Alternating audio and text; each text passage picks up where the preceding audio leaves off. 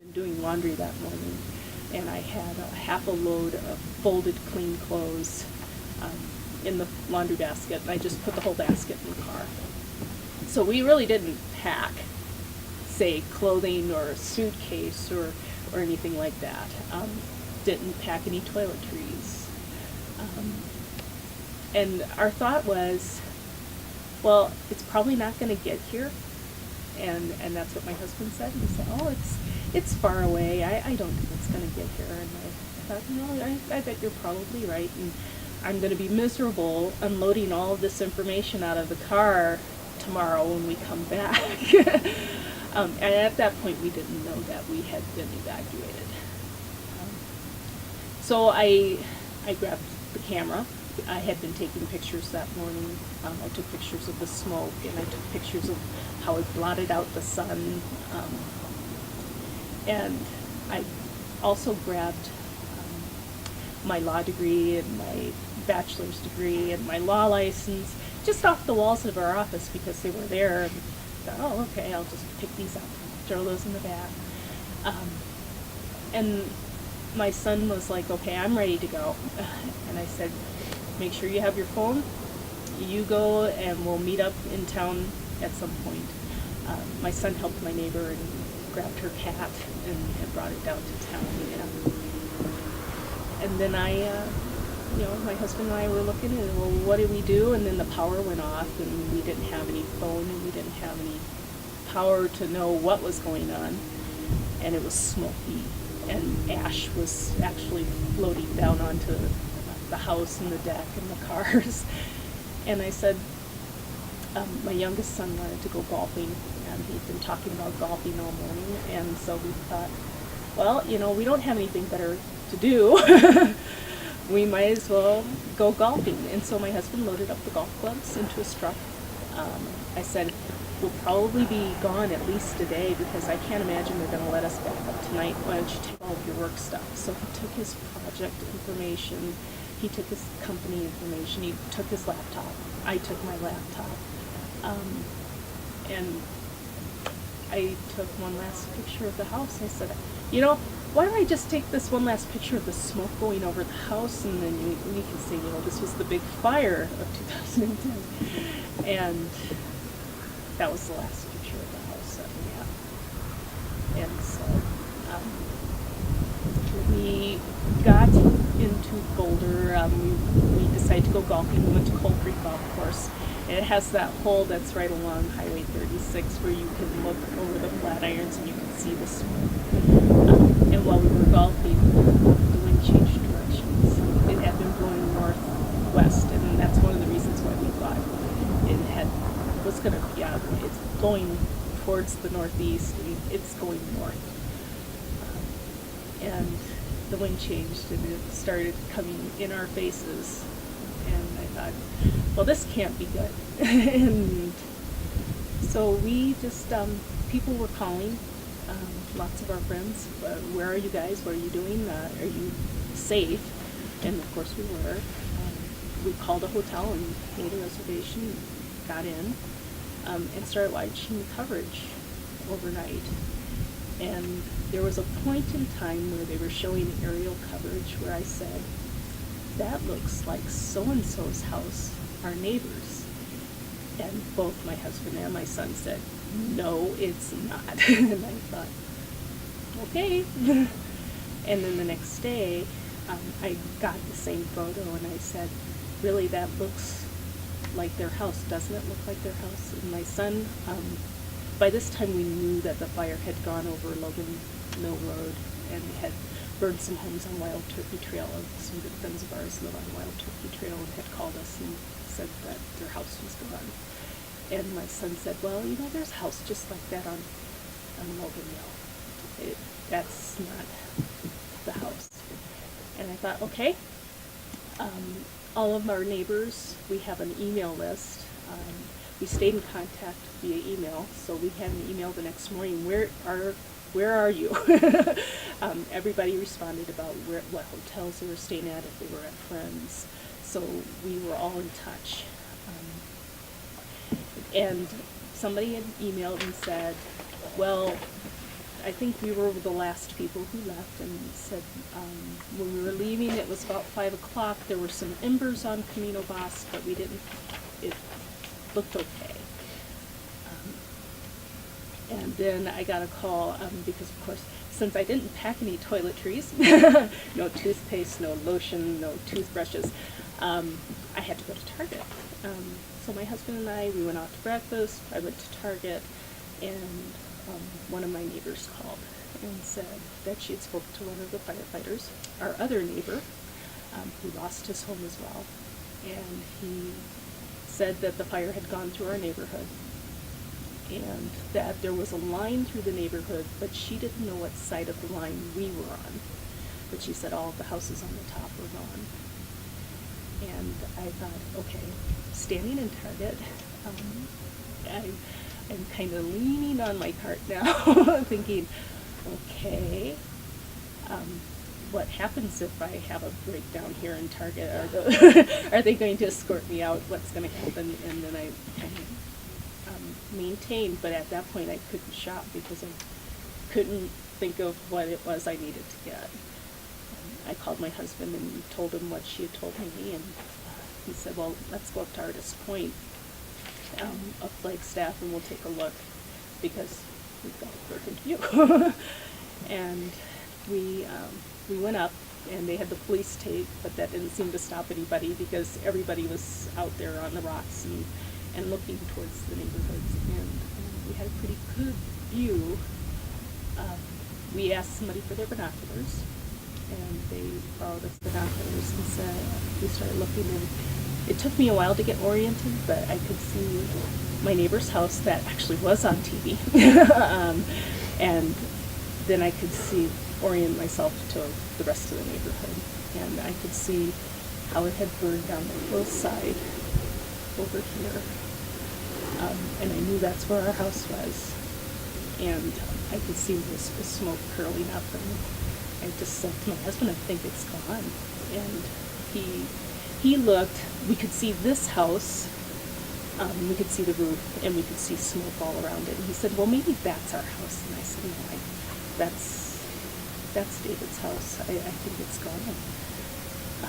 And he said, well, you know, the ridge kind of blocks our view from Flagstaff. You might not be able to see the house anyways. And I said, I think it's gone. And then as we were coming down Flagstaff and coming into Boulder, one of our friends called to say that they saw aerial coverage. We have a very distinctive driveway. He said, I know that's your driveway. All that's left is the foundation. And it's like, yeah, I was kind of figuring that. And then we got a call later from one of our neighbors whose daughter is on the fire department and had the full information and said, yeah, your house is gone. And we said, yeah, we figured on that. And so it was quite a beginning. I'm really glad that I got pictures because, ironically enough, of the boxes of pictures that I have, my husband and I rebuilt this house ourselves. I've got pictures of us building the house, and so we have pictures of the construction, anything that might be needed for insurance, and then I, had all the family photos, all the baby photos. My children are 19 and 18. We built the house 20 years ago, so it's the only house they've ever known. So we had the essentials. We could keep functioning business-wise, which was good. We had things that couldn't be replaced, like baby pictures. But there were some things that I did miss. And for example, my father passed away in 2003. He had worked on the railroad all his life and had a gold watch when he retired.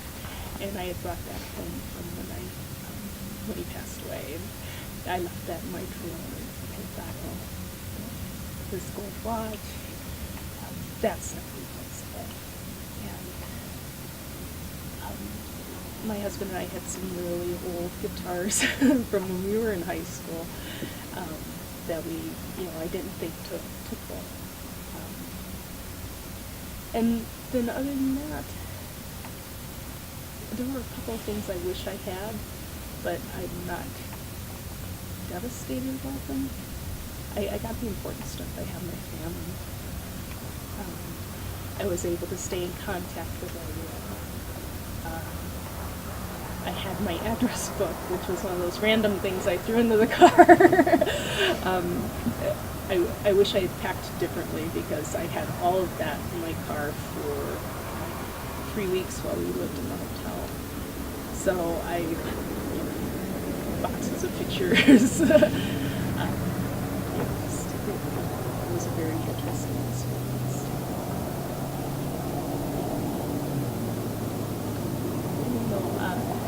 My youngest son, who has autism, I remember that day I just told him, grab your backpack because I know you have school tomorrow. And he did. He was like ready to go. He was really ready. He knew something big was going down, and we all knew that. And as I said, we were never formally evacuated, but I just figured that we wouldn't be able to come back up, at least that night. So we grabbed enough, and so as we started going down, there was no traffic coming up. We got to the bottom of the canyon, and the sheriffs are waving us through, and I said, see, I don't think we'll be able to come back up. And we went to town, and it was just a one-way caravan. Boulder Canyon was all one way, and it was all going to Boulder. So I knew that we weren't going to come back anytime soon. I don't know, does this really kind of answer your questions? Great. And it was just such an experience when we did finally get to come back to... That's what I was going to ask you. Was there anything that you found? Some people came back to the burn site and they would find, one person, the house is gone, and there's a 7-foot-tall wooden statue. I mean, carved sculpture that's untouched. Sure, we had, my husband took his truck, I took my car, but he had a motorcycle. And one of our neighbors had taken pictures and sent them to us. And he said, I think my motorcycle's still there. Because you could see a little glimpse of violet through the trees.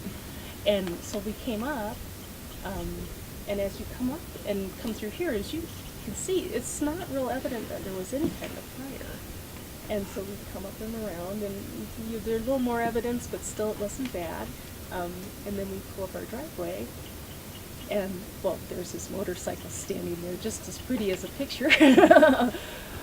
However, all of the insides melted, all the wiring melted. It was totaled, but it looked untouched. And so he was looking at it, and he said, I'm looking at it, I bet it would start. Except the keys were in the house. So there was no testing it, and finally when we did get into a shop, it was totaled. But we come up our driveway, and there's our 2 concrete steps that would lead to wooden steps, and everything was gone. It was just the concrete steps, and then just a big square of ash and rubble. We did find, because we had a metal sculpture picture that we had on one of our walls, that survived, but it melted in 2, so I actually asked him to keep it for me, because I said, at least we can have something that we can say, and this was from the fire. So we found some of my metal pieces, the metal sun, some metal sculptures of lizards, things like that. My husband, a couple of weeks ago, before the rubble was removed, dug through, because his parents had asked him about a coin collection, and he thought, I think I know kind of where it was. And he dug through, all he found was melted metal, but he found its class ring, oddly enough, and it survived the fire. But we have kind of some scorched coins. We found spoons. I had one plate. I used to have a set of Fiestaware of all different colors, and it was the one thing that actually you could see through the ash. Wow, there's a little bit of color, and it was a whole plate. and I asked him to save that for me because even though I know it's burned and it's probably not usable, it was whole. And, I emailed some of our friends and said, we have a plate and some spoons, and we have, a couple of mugs, ceramic mugs that my husband and I made when we were in high school. It was just very odd. It was a very odd fire. And so I thought, of all the things that we would have wanted to get, I don't think those were it, but, we do have something, something that, we brought with us when we moved here, and something that was in the house with us. So we have some things, but most everything else was just total devastation. We could see where all of our books had been because you could see the pages that had been incinerated. I even had a file cabinet where the drawers had popped open. And you could see some of the pages of the files that were in there, and you could see what was written on them, but you couldn't touch it because it just disintegrated. So it was, there was not a lot that was saved out of that, other than what we took with us. So it was an interesting experience because I didn't know what to expect when we came back, and probably what was harder was bringing the kids back. My oldest was, he started going around, and and there's where the washing machine and dryer were because they were all kind of melted and slumped over, and there's the dishwasher and the stove, and he even found his bed frame because that was metal.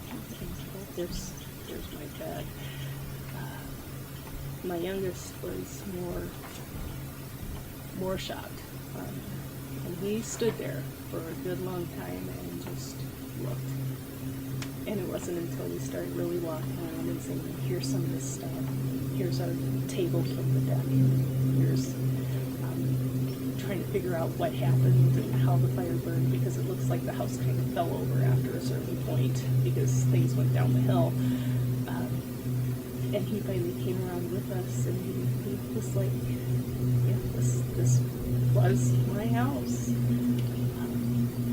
And it's funny because he has autism, and it took him a while, but he went through the pictures that we had, that I had taken before that, saw the picture of the house, and then went to the pictures of the house, pictures of the rebel, and he came up a couple of days later with me, and he looked at me, he took my hands, he pointed it at the ash, and he said, clean it up. And I said, okay. I can't do it, I don't have the equipment here, but I will make sure that we get it cleaned up. And he watched too as we made progress removing the rubble and debris. But that was like, okay, clean it up. Well, it's not that easy. I'd sure like to, but it's been incredible, the outpouring of support that we've gotten. Not only from our immediate neighbors, all of our neighbors have been just fantastic, and that's why we've been here for 20 years, and that's why we want to rebuild. From my son's school, from old friends, like family members, we have just had a tremendous amount of support.